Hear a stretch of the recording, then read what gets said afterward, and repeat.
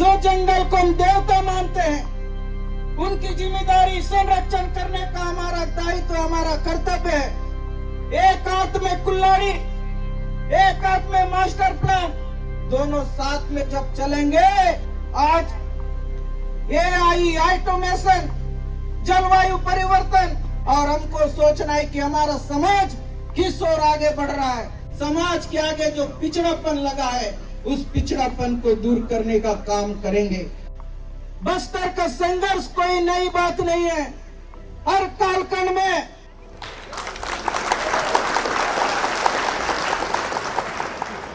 आज हम सबके लिए गौरव का पल है। जिस भूमि में हम खड़े हैं, इस भूमि में हमारे आदिवासी भाई बहनों के पूर्वजों ने कड़े संघर्ष करते हुए भूमि को संरक्षण रखने का काम किया। यह हमारा समाज विश्व समाज के लिए विरासत है। सदियों पुरानी जनजाति सभ्यता आज भी जीवित और अनंत काल तक जीवित रहेंगी। और मैं इस दिवस के अवसर पर बस यही कहना चाहूंगा, आपसे कुछ साझा करना चाहता हूं। ये मेरा सौभाग्य नहीं, उन सब बेटी बेटियों का सौभाग्य है जो आदिवासी समाज में जन्मा है, बस्तर के पुण्य भूमि पर जन्मा है।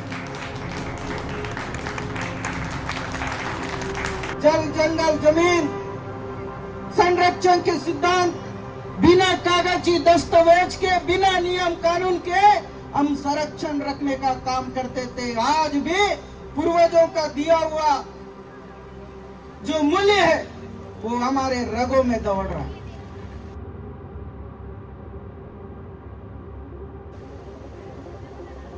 समाज का कोई लोकगीत लिखा जाएगा तो उसमें मूल्य भाव संघर्ष होगा। बस्तर का संघर्ष कोई नई बात नहीं है। हर कालखंड में बस्तर ने न्याय चेतना, प्रतिरोध की गरिमा को जिया है। मैं नमन करता हूं उन महापुरुषों को, गुंडा दुर्जी को, और आनाम हमारे आदिवासी वीरों को, जिसके बलिदान ने इस भूमि को संरक्षण करने का काम किया।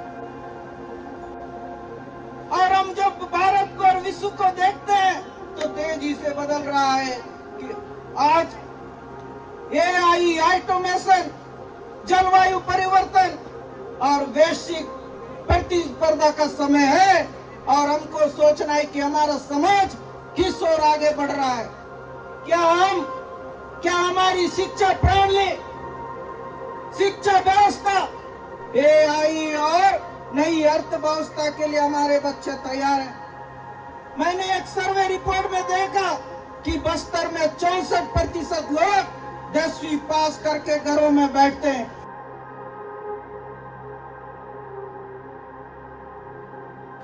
हमारी एकता उन ताकतों से सुरक्षित है जो ताकतें, जो लोग धर्म, जाति के आधार पर हमको बांटने का प्रयास कर रहे हैं।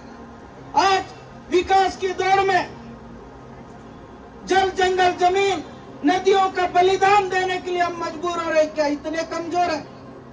क्या हमको जो संविधान ने अधिकार दिए, उस संविधान की रक्षा हम उतने ताकत से कर पा रहे हैं जितनी ताकत हमारे पूर्वजों ने देकर हमारे भूमि को बचाने का काम किया।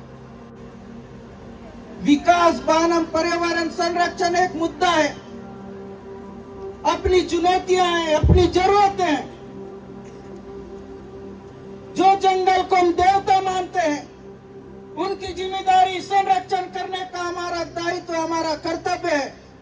एक हाथ में कुल्हाड़ी, एक हाथ में मास्टर प्लान, दोनों साथ में जब चलेंगे तो जंगल कटेगा या भरोसा टूटेगा। ये विकास नहीं है, ये विनाश है।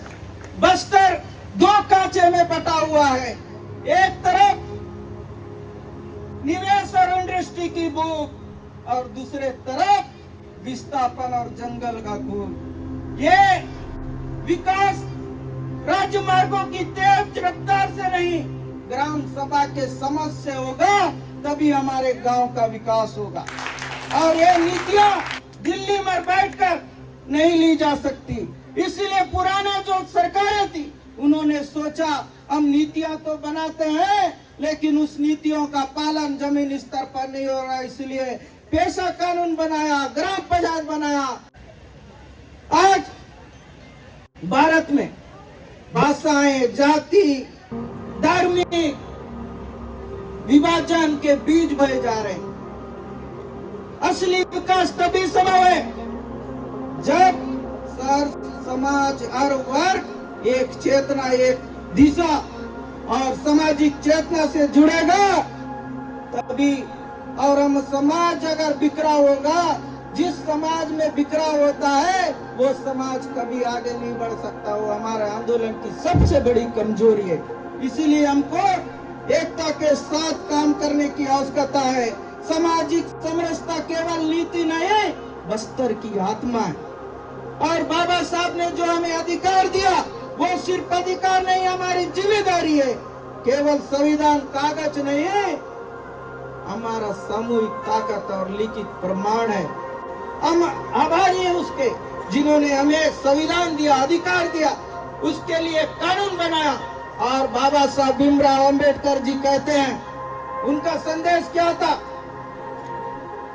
शिक्षित बनो, संगठित रहो, संघर्ष करो का नारा नहीं, वो क्रांति की पुकार थी।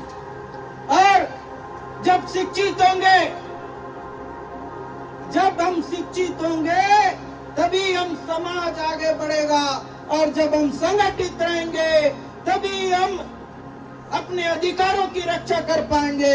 और जब हम संघर्ष करेंगे तभी दुनिया में परिवर्तन ला सकते हैं। इसलिए मैं नौजवानों से आह्वान करता हूँ, पढ़िए, उठिए, जागिए और अन्याय के खिलाफ आवाज उठाइए। यही हमारा रास्ता है, दूसरा रास्ता नहीं है। आइए भाई और बहनों, मैं आप सबसे निवेदन करता हूं कि आज संकल्प लेते हैं कि आने वाले दशक में कड़ी मेहनत करेंगे और हमारे समाज के आगे जो पिछड़ापन लगा है, उस पिछड़ापन को दूर करने का काम करेंगे। हम सब मिलकर एकता के साथ चलकर आगे बढ़ेंगे और हर माध्यम से एक दूसरे की सहायता करेंगे। और हम बहुत जल्द पाएंगे कि भारत माता का सेवा करने वाला समाज कोई होगा तो आदिवासी समाज होगा। और बहुत जल्द वो आएगा दिन कि भारत के विकास यात्रा में मजबूत करने के लिए भारत में आदिवासी पहला प्रधानमंत्री भी होगा। आइए हम उस बस्तर को ऐसे बनाएं कि आने वाली पीढ़ी हम पर गर्व कर सके। मैं आप सबसे निवेदन करता हूँ, बस्तर की बेहतर परिकल्पना के लिए मिलकर काम करें। ये कोई जुमला नहीं, ये कोई वादा नहीं, ये हमारा जरूरत है, हमारा हक है। इसी आशा के साथ आप सभी को पुनः आदिवासी दिवस की हार्दिक बधाई देता हूँ, शुभकामना देता हूँ।